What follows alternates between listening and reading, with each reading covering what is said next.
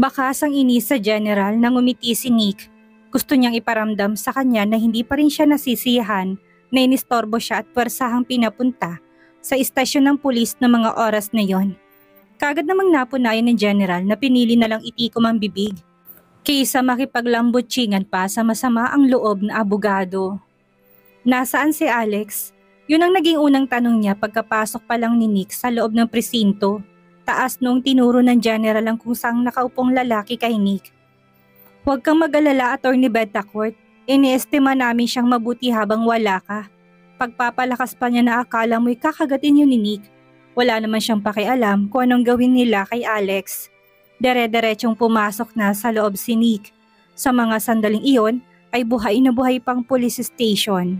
Walang natutulog sa kanila o nakasubsob sa kanilang mga lamesa.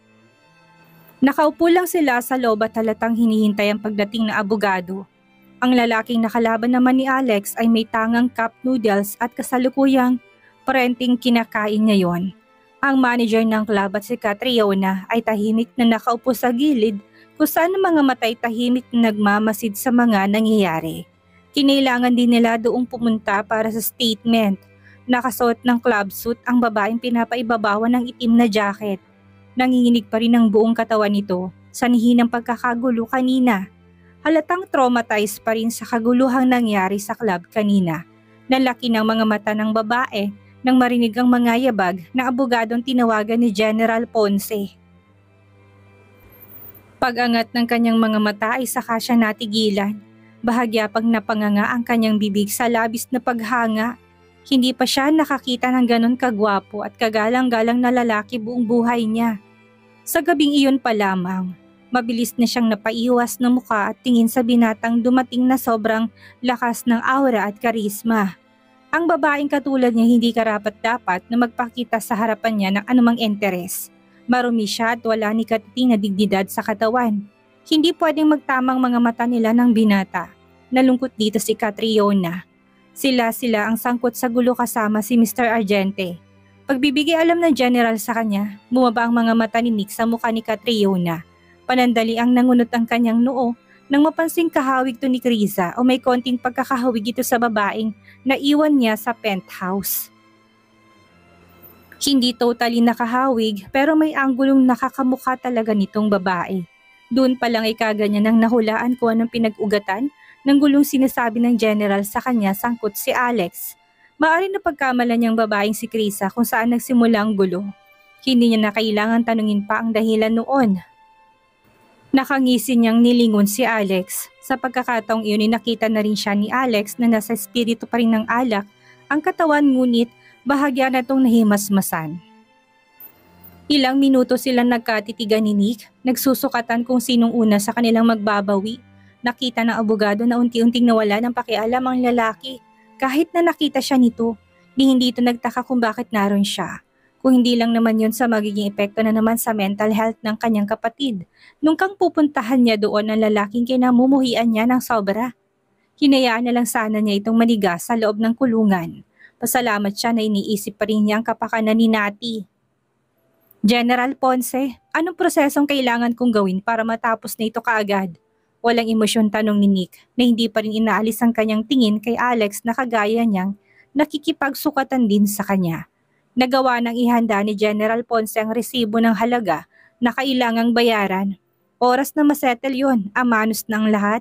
Kaya naman gawin yun ni Alex na siya lang ngunit kailangan pa rin ng ibang tao para gawin yon. Atty. Betancourt, kailangan niyo lang pirmahan dito pagkatapos bayaran niyo na settlement amount. Binalingan na ni Nick ang general. Pahablot na kinuha ang papel na pinakita nito. Ilang segundo niyang pinasadahan niyo ng mga mata at kapag daka ay marahan na siyang tumangu-tangu sa kaharap. Sige, babayaran kong halagang nakalagay dito. Kaya lang sana, ang mga nangyari sa gabing ito ay wag na sanang lumabas pa sa publiko at kumalat. Maliwanag ba yon? Alam niyo nang mangyayari oras na lumabas ito. Naintindihan naman yung kagad ng kanyang kausap na marahan ng tumango upang siguraduhin mangyayari ang nais ng abogado. Kabisado na niyang ganitong kalakaran ng mga mayayaman. Kadalasan takot sila sa skandalo, lalo na kung hindi nila makontrol ang sarili at nakakahiya yun sa publiko. Malaking kasarian yon sa pangalan nila at reputasyon kung kaya kahit lakihan ang amount ng ibabayad sa naging danyos, walang problema. Huwag kang mag-alala, Attorney Bentacourt. Areglado ng lahat. Ang nangyari ngayong gabi ay mananatili dito lang sa loob ng presinto. Walang sino man na maglalabas nito upang maging malaking iskandalo ng pamilya. Good, General Ponce. Kilala mo ako. Oras na sumira ka sa kasunduan. Alam mo may kalalagyan ka kahit na mataas pang posisyon mo sa istasyong ito. May himig na pagbabanta sa boses ni Nick. Hindi sa tinatakot kita, gusto ko lang ipaalam sa'yo dahil baka bigla ka nalang magulat sa magiging balik oras na makalabas ito. Walang problema, Attorney Bentacourt. Ngisipan ng General na ilang beses na muling tumango sa kanila. Tumalima naman kaagad doon si Nick na inayos ng mga dapat na ayusin na makauwi na ulit. Hindi ako papayag. Tahasang malakas na apila ng lalaki na kalaban ni Alex. Sino nagsabing gawin niyo yon? Hindi ako papaareglo. Ipapakulong kong lalaki niyan. Nakita niyo naman ang ginawa niya sa akin. Bumulong katabi nitong abogado matapos tong kalmahin. Lalo itong nanggalaiti sa kung anong sinabi noon. Kita mo tong sugat ko. Gawa to ng lalaki niyan. Kaya hindi ako makakapayag na ganun na lang ang lahat. Akmang bubulyawan na siya ni General Ponce sa pagiging skandalosa nito. Agad siyang pinigilan ni Nick gamit ang isang kamay. Kinuha nito ang phone sa bulsa at mayabang na ipinakita yun sa lalaking agad na namutla na. Ayos lang, General Ponce. Tatawagan ko na lang si Mr. Corpus para ipasundong anak niyang naririto. Tignan natin kung anong sasabihin niya sa mapagpanggap niyang mabuting anak sa kanyang harapan. Gusto mo bang tawagan ko siya para sa'yo? Malakas na napaubo ang lalaking nasamid na sa sarili niyang laway. Napatayo na rin ang abogado nitong katabi. Ilang beses niyang ibinuka ang bibig upang umapila, ngunit walang boses doong lumalabas. Puro pagtatangka lang ang lahat ng iyon. Tinignan siya ng masama ni Nick, na naging dahilan upang muling itikom niya na ang bibig. Sa tingin mo hindi ko kayang gawin? Isang tawag ko lang sa ama mo, kahit na ganitong oras, hindi niya hayaang hindi masagot yon o malaman kung bakit ang isang kagaya ko itatawag sa kanya ng alanganing oras. Nanghihinang napaupo ng lalaki, parang ibong pinutulan ng bagwis ang naging itsura. Hindi siya makapaniwalang kilala ng abogadong yon ng kanyang ama na kapag nalaman kung ano ang ginagawa niya, paniguradong makakarinig siya ng kung ano-anong sermon mula dito. Hindi lang yon, baka i-grounded pa siya. Gusto mo bang subukan ko? Hinahamon bang kakayahan ko? Umiling ang lalaki na bakas na sa mukha ng takot. Umangat ang isang gilid ng labi ni Nick habang nakatingin pa rin sa lalaki. Nilingon siya ni Alex na nanatiling tahimik pa rin na nakaupo. Matapos noon ay walang imik na lumabas ang abogado, suot pa rin ang seryoso niyang muka. Sinalubong siya ng tahimik na paligid na naghahanda na sa panibagong pagbubukang liwayway. Abot tenga na ang ngiting hinabol na siya ni General Ponce. Salamat, Attorney Bentacourt. See you next time. Hindi siya pinansin ni Nick na dere-derecho lang ang lakad hanggang sa maabot ang sasakyan niya. Bago lumulan ay nagsindi na muna siya ng stick ng sigarilyo upang itaboy na ang nanunuot niyang stress at pagkadismaya. Maya-maya'y lumabas din doon si Alex. Humakbang to palapit sa sasakyan ni Nick, hindi para magpasalamat kundi para makiusap na kung pwede siyang ihatid sa club. Naiwan niya ang driver niya sa club at hindi niya alam kung paano makukontak ang driver. Dahil naiwan din ang cellphone niya sa pinangyarihan ng gulo kanina. Nang makita to ni Nick ay nilabas niya ang ulo sa bintana. Matagal na siyang nagtitimpi sa lalaki. Panahon na para turuan to ng aral. Sakay, walang emosyong utos niya kay Alex na ang buong akala'y pagbibigyan ng hiling niyang ihatid siya. Bahagyang kinagat ni Alex ang labi. Walang imik na binuksan ng pinto at pumasok sa loob noon. Nagsuot siya ng seatbelt sa takot na baka kung anong gawin ni Nick. Wala pa rin siyang tiwala sa magiging bayaw niya. Pagkapasok niya kagad na pinaandar ni Nick ang sasakyan paalis sa lugar. Kabado man hindi yan pinansin ni Alex. At dahil may alak sa katawan ng lalaki nakaramdam na siya kaagad ng pagkahilo sa mabilis nilang takbo na animoy nasa isang car racing. Hindi lang yun, para na siyang masusuka dahil sa pagbaliktad ng kanyang sikmura. Ilang beses niya sinulyapan si Nick na seryosong mukha habang nasa kalsada. Gusto niya sabihin ditong hinay-hinay lang at baka kung mapano sila. Feeling niya ay tuluyan ng nawalang epekto ng alak sa katawan. Hinala niya pa doon ay sinasadya yun ng abogado bilang kanyang parusa sa pang-istorbo nito. Ganun pa man hindi pa rin nagtangkang magsalita at magreklamo si Alex sa takot na baka kung ano pang gawin ni Nick. Ayaw pa niya umalis sa Earth. Eto pa naman ang kasalukuyang may hawak na manibela. Nang mapansin ni Nick ang itsura ni Alex sa gilid ng kanyang mga mata, na natatakot ay mas binilisan niya pa ang takbo ng sasakyan niya. Bayaw, baka pwede namang bagalan mo na konti. Hindi naman ako nagmamadali, ani Alex na pinagsisisihan na niya kung bakit nakasakay pa siya dito. Hindi ka rin naman siguro nagmamadali, hindi ba? Hindi pa rin siya kinibo ni Nick na mahinang natawa lang ng lihim sa nerbiyos ay pinapakita ng kasama. Makalipas ang halos kalahating oras ay pinarada ni Nick ang sasakyan sa dalampasigan. Hindi niya dinala ito sa club kung saan sinabi ni Alex na ihatid siya. Napakatahimik sa paligid. Tanging ang ingay lang ng tubig na tumatama sa dalampasigan ng mga oras na yon at pagaspas ng malakas na hangin ang maririnig sa lugar na yon. Baba, malamig ang boses na utos ni Nick. Hindi hinayaang makapagtanong muli si Alex. Ngumisi lang si Alex upang i-divert ang mas tumindi pa niyang takot sa lalaki. Walang imik na sinundan niya na si Nick sa palabas ng sasakyan. Pagbaba ng sasakyan, hinubad kaagad ni Nick ang coat niya. Inihagis siya sa loob ng kanyang sasakyan at tinanggal ang ilang botones ng polo shirt niya. Hindi na niya kailangan pang magsalita pagkaharap niya kay Alex at dumiretso na siya kaagad sa aksyon. Lumipad ng kanina pang nagiinit niyang kamao sa mukha ni Alex na hindi napaganda ang gagawin niya yon. Napaigik at napahawak na to sa kanyang mukha. Sa lakas ng impact ay napatras si Alex ng ilang hakbang. Nanlaki na ang mga mata niyang napakurap, inayos niyang sarili at pinunasan dugo sa gilid ng bibig na mabilis na pumutok sa malakas na suntok na inunday ni Nick. Gago ka Alex, hinihingal na sigaw ni Nick na gigil na tinadya ka naman ng lalaki. Bumulagta na ito sa dalampasigan. Ngunit agad din siyang nakabangon. Hindi alintana ang buhangin na kumapit sa suot niyang damit. Sa tingin mo walang makakagawa nito sa pamilya namin sa'yo? Mali ka. Akala mo ba hayaan kong babuyin mong pagkatao na kapatid ko? Binalaan na kita. Ayaw mo makinig. Sinasagad mong pasensya ko sa'yo. Baka sa mukha niya hindi niya talaga mapapalampas ang gabing iyon ng hindi nagugulping lalaki. Kung hindi mo gusto ang kapatid ko, hindi mo dapat siya niligawan. Ginawang kasintahan at ang masaklap ay makikipag-engage ka pa talaga sa kanya? Alam mo bang sagad sa buto ang galit ko sa'yo nang magtangka siyang magpakamatay? Ganon kanya kagusto. Ano, nagmamalaki ka na ba nang kagaya niya ay mabilis mong napaikot sa palad mo? Halos mangalit ang ngiping tura ni Nick habang nalilisik ang mga mata. Ako ang harapin mo. Ako ang subukan mo't sisiguraduhin ko sa'yong pupulbusin kita. Uubusin ko lahat ng bagay na mahalaga. Isang malakas na suntok pa sa tiyan at napaluhod na naman si Alex sa buhanginan. Hinawakan niya ang sikmura kung saan doon tumama ang malakas na suntok na abogado. Sa kabila ng sakit, nagawa pang pilit ng humisi ni Alex habang nakatingin kay Nick. Yun ang naging dahilan upang mas tumawig pa ang galit ng abogado dito. Tarantado ka talaga. Manggagamit. What about you, Nick? Hindi ba't kilala mo naman ako? Bakit ka pumayag? Bakit tinayaan mo mapunta sa akin ang kapatid mo?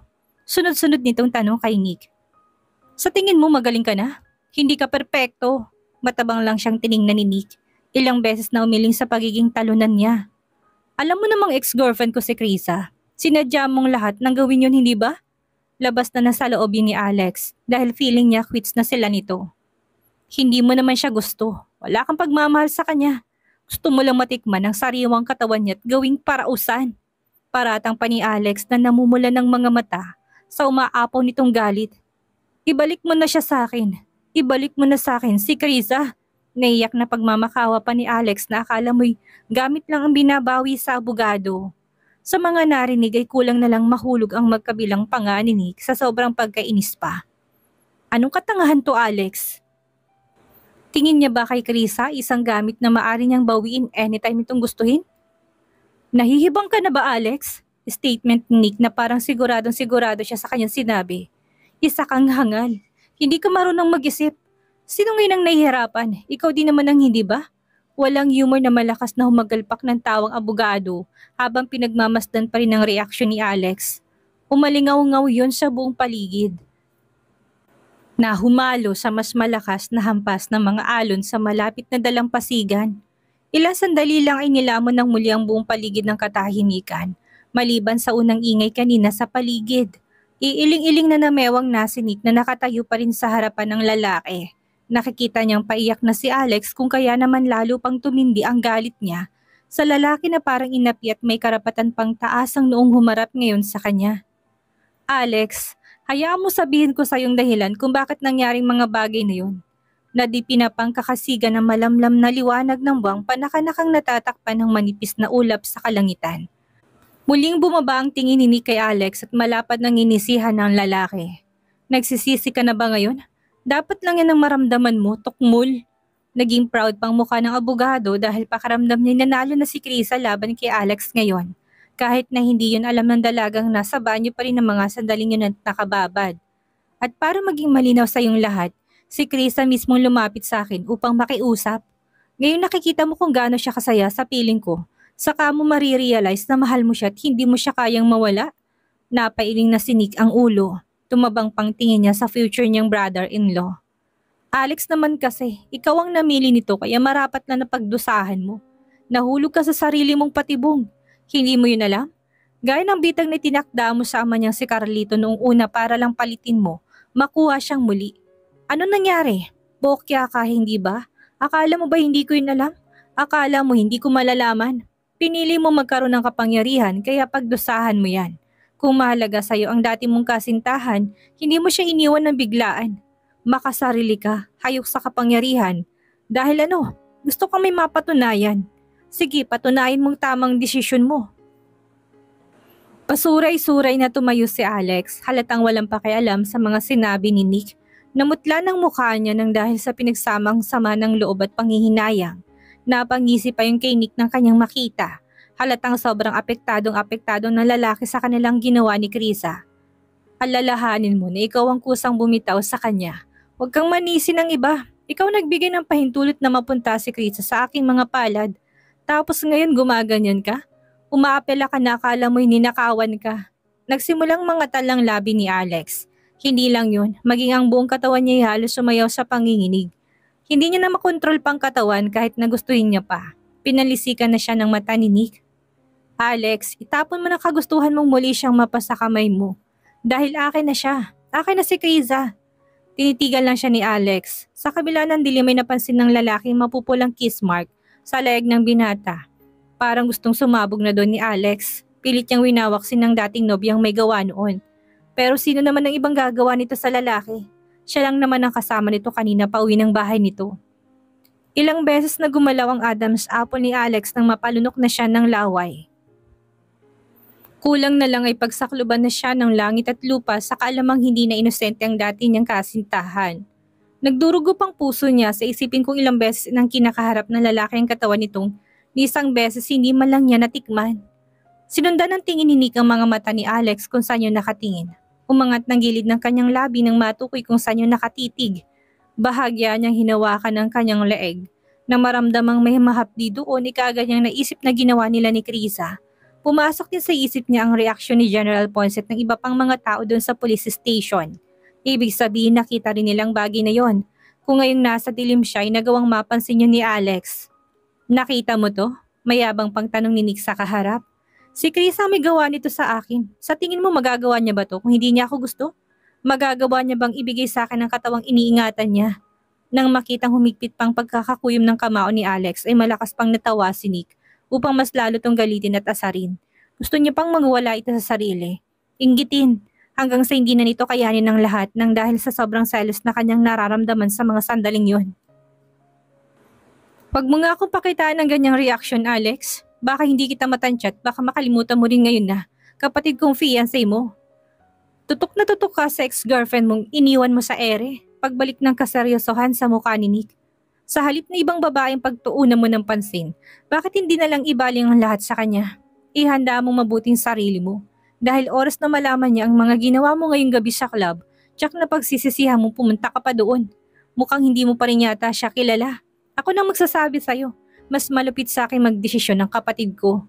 Huwag kang mag-alala, hindi kita isusuplong sa kanya pero umasa ka lang na malalaman niya ito.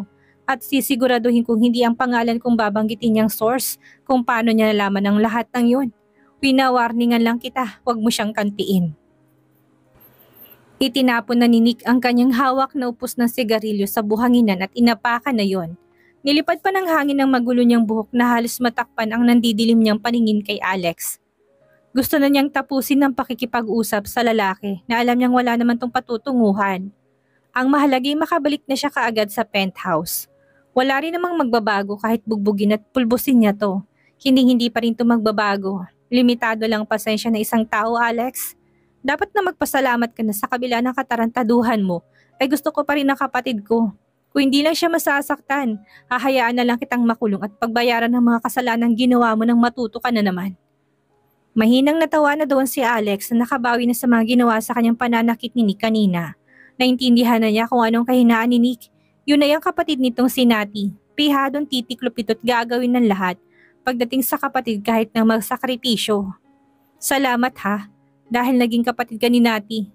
Puno ng sarkasmong tura ni Alex na muling pinunas ang gilid ng labing masumapdiba. Huwag kang mag-alala bayaw. Magiging mabuti akong asawa sa kapatid mo. Hindi ko siya paiyakin oras na makasal na kami.